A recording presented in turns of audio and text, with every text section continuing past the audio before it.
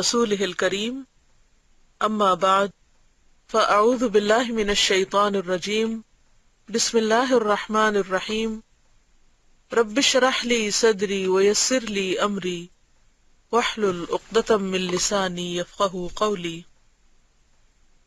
فصل پنجم، وہ صفات جو دوست میں ہونی چاہیے۔ بیان کیا گیا ہے کہ نبی صلی اللہ علیہ وسلم نے فرمایا آدمی اپنے دوست کے دین پر ہے، تو تم کو دیکھنا چاہیے کہ کس کو دوست بناتے ہو، یعنی کس کے ساتھ رہتے ہو۔ معلوم ہونا چاہیے کہ ہر آدمی اس قابل نہیں ہوتا کہ اس سے تعلقات استوار کیے جائیں۔ جیسے اردو میں ایک شعر ہے نا، دوست ہوتا نہیں ہر ہاتھ ملانے والا، یعنی انسان ہاتھ تو سب سے ملائے گا، ہینڈ شیک کرے گا، سلام دعا کرے گا، لیکن ہر ایک دوست نہیں ہو سکتا۔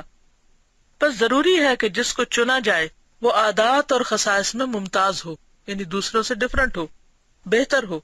یہ خصائص دو طرح کے ہوں گے، یعنی خصوصیات، کیریکٹرسٹکس۔ مثلاً وہ دنیاوی ہوں گے جیسے مال اور جاہ وغیرہ، یہ ہماری بحث سے خارج ہیں، یعنی مال کی وجہ سے کوئی کسی سے دوستی کرے یا نہ کرے اس کا ہم سے نہیں تعلق۔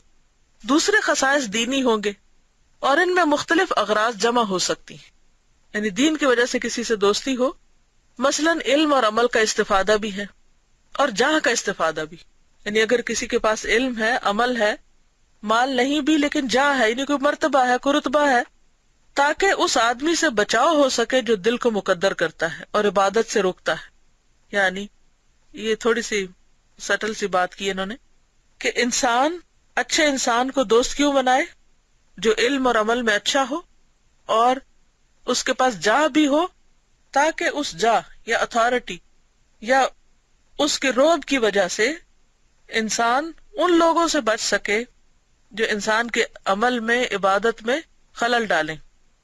قدرتی طور پر اگر آپ کسی ایسے شخص کے ساتھ ہوں کہ جو ایمان میں آپ سے مضبوط ہو تو اس کا فائدہ کیا ہوتا ہے کہ آپ کا ایمان بھی بڑھنے لگتا ہے اور آپ ماحول سے کم متاثر ہوتے ہیں۔ پھر علاوہ ازیں مالی استفادہ بھی ہے، یعنی اگر ایک شخص جس سے آپ نے دین کی خاطر دوستی کی ہے، اللہ کی خاطر، اگر وہ علم میں، سب سے پہلے تو علم ہے، دین ہے، پھر اس کا عمل ہے، پھر اس کی جاہ ہے، لیکن اگر اس سے کوئی مالی فائدہ بھی ہو تو کوئی حرج نہیں کہ روزی کی تلاش میں جو وقت ضائع ہوتا ہے اسے بچایا جا سکے، یعنی اس وقت کو بچایا جا سکے۔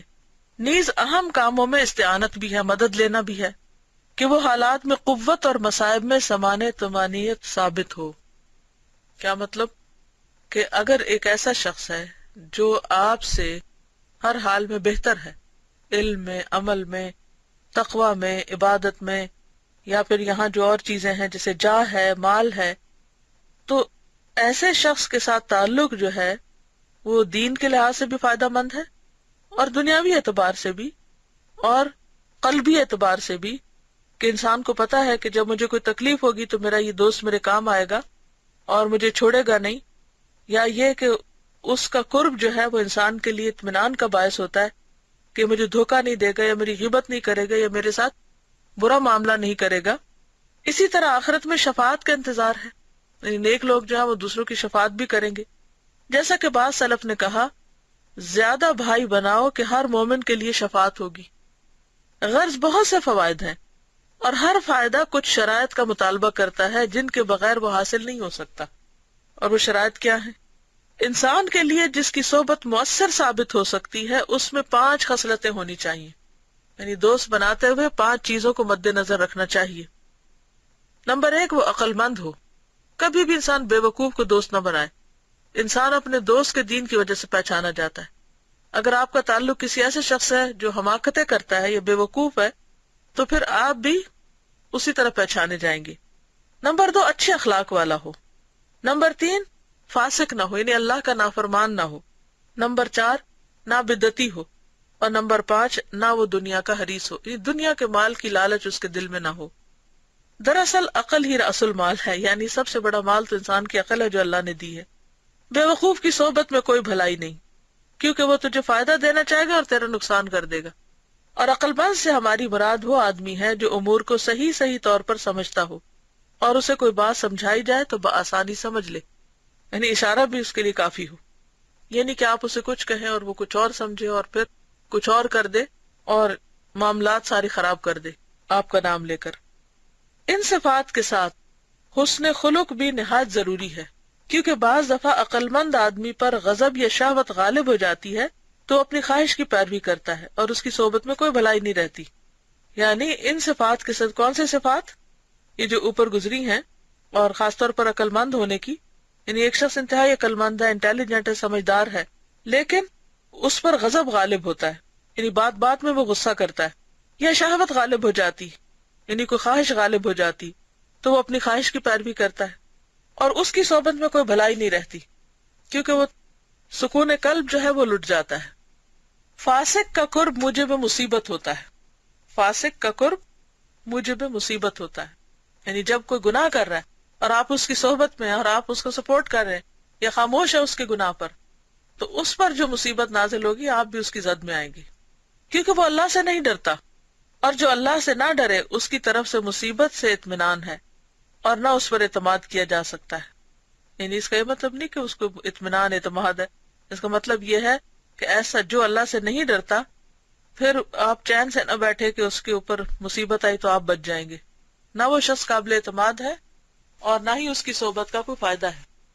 یہ وہی بات ہے جو پہلے میں نے عرض کی کہ اس پہ اگر مصیبت آئے گی گناہ کی وجہ سے تو آپ بھی لپٹے جائیں گے.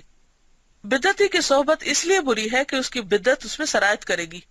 یعنی اگر وہ بدعت کا کوئی کام کر رہا ہوگا تو آہستہ آہستہ وہ برا کام آپ کو اچھا لگنے لگے گا اور ہو سکتا ہے آپ پر بھی وہ اثر کر جائے. حضرت عمر بن خطاب رضی اللہ عنہ نے فرمایا، سچے بھائیوں سے تعلق رکھو، ان کی حمایت میں زندگی گزارو، یعنی ان کو سپورٹ کرو. وہ نرمی میں زینت ہیں اور سختی میں سامان معاونت، یعنی مددگار. اپنی سختی کے ساتھ، اپنی اسٹرینتھ کے ساتھ تمہاری مدد کریں گے اور نرمی کے ساتھ تمہاری مجلس کو رونق اور زینت بخشیں گے. اور اپنے بھائی کے معاملے کی ہمیشہ اچھی تعویل کرو. اگر اس سے کوئی غلطی ہو جائے تو اس کو بھی اچھے انداز سے دوسری طرف لے جاؤ، یعنی بدگمانی نہ ہو، یہاں تک کہ کسی ایسی چیز کا علم ہو جس سے قلق ہو، تکلیف ہو. اور اپنے دشمن سے کنارہ کش رہو، یعنی ایسے لوگ جو تمہارے بارے میں اچھا گمان نہیں رکھتے یا تم سے دشمنی یا حسد رکھتے ہیں تو ان سے بچ کے رہو. اور دوست سے ہوشیار، سوائے امین دوست کے. ہوشیار آنے کا مطلب یہ ہے کہ انسان یہ نہ سمجھے کہ دوست جو کہہ رہا ہے وہ سب کچھ ہی درست ہوگا. تو دوستی میں کہیں آنکھوں پہ ایسا پردہ نہ آئے کہ دوست کی غلطی بھی درست لگنے لگے. اور امین وہی ہے جو اللہ سے ڈرے. اور فاجر سے صحبت نہ رکھو کہ تم اس کا فجور سیکھو گے. گناہگار کے پاس بیٹھو گے تو تمہیں بھی گناہ ہلکا لگے گا اور پھر کرنے لگ جاؤ گے. اسے اپنے راز پر مطلع نہ کرو، کیونکہ انسان دوست کسی کو بناتا ہے اس لیے کہ اپنے دل کا بوجھ ہلکا کرے اور دل کی بات شیئر کرے. لیکن بعض اوقات ایسا ہوتا ہے کہ دل میں بہت سے راز ہوتے ہیں اور انسان کسی سے وہ راز شیئر کر لے اور وہ شخص دل کا ہلکا اور آگے بیان کرنا شروع کر دے تو اس سے بڑی مصیبت کوئی نہیں. اور اپنے امور میں ان آدمیوں سے مشورہ کرو جو اللہ سے ڈرتے ہوں.